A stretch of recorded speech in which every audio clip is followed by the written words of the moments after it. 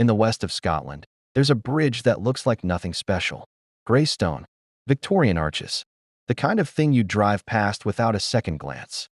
But since the 1950s, more than 50 dogs have jumped from this bridge to their deaths. Not fallen, not slipped, jumped, deliberately, over a parapet, into a 50-foot drop onto rocks below. And the strangest part? Almost every one of them jumped from the exact same spot. This is the story of Overtoun Bridge, and nobody, not scientists, not vets, not local historians, has ever fully explained why. Overtoun Bridge sits near Dumbarton, Scotland, on the grounds of Overtoun House, a 19th-century mansion built for a wealthy industrialist named James White, later Lord Overtoun. The bridge itself was completed in 1895, an unremarkable piece of Victorian engineering, built simply to connect the estate to the surrounding countryside. For decades, it was just a bridge. Then, starting in the 1950s, locals began noticing something disturbing. Dogs walking across it would suddenly bolt toward the parapet and leap, not tripping, not chasing something out of sight.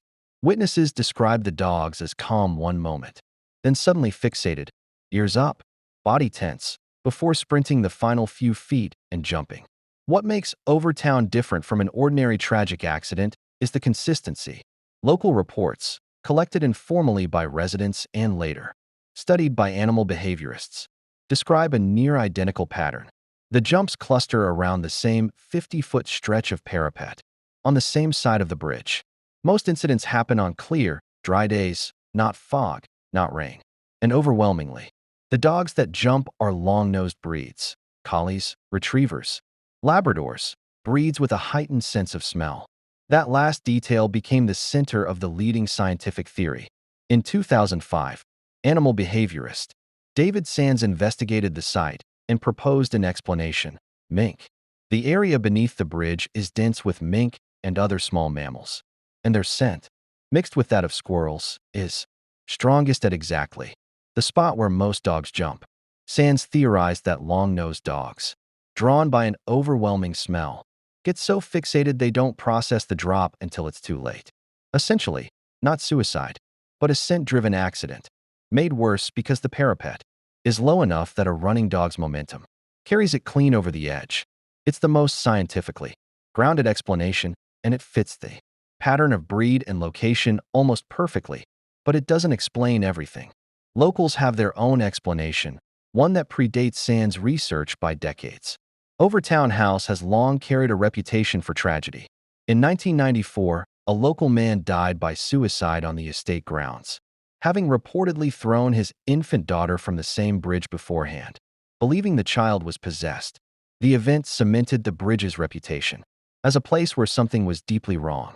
Some locals call it a thin place, a Celtic concept, describing locations where the boundary between the physical and spiritual world is said to be weaker than usual.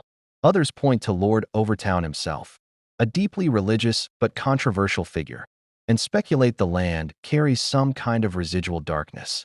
None of this holds up to scientific scrutiny, but it's part of why the bridge draws paranormal investigators and true crime tourists to this day. Some dogs, after all, have jumped in the dead of winter, in fog, at night, when no mink scent trail would plausibly exist.